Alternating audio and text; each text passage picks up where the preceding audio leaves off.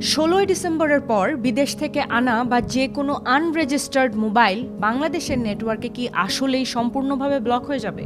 চলুন জেনে নেই বিস্তারিত।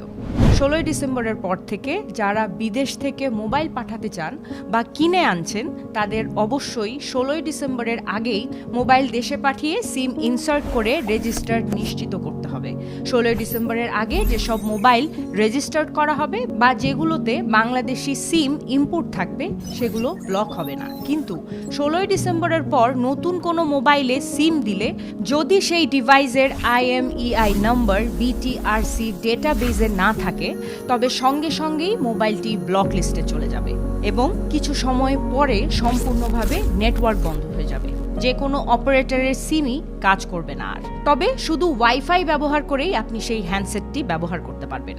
এই নতুন নিয়মটি মূলত মোবাইল চুরি, কালো বাজারি এবং অনিয়ম ঠেকানোর জন্য চালু করা হয়েছে, যা বাংলাদেশের নাগরিকদের আরেকটু সচেতন হতে সাহায্য করবে।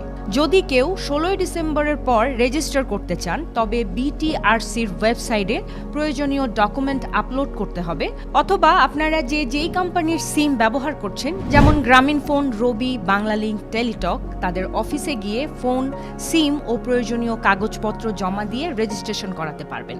প্রয়োজনে ট্যাক্সও দিতে হতে পারে।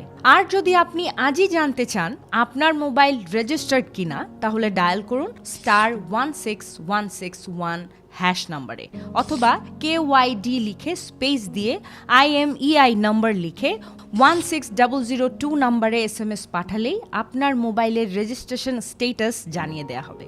যারা এখনই রেজিস্ট্রেশন করবেন তাদের ক্ষেত্রে কোনো দুশ্চিন্তা নেই, কিন্তু দেরি করলে আপনার মোবাইল নেটওয়ার্ক কানেক্ট করতে আর পারবেন না। তাই বলতে চাই, এখনই নিশ্চিত হয়ে নিন, সতর্ক থাকুন, ভালো থাকুন।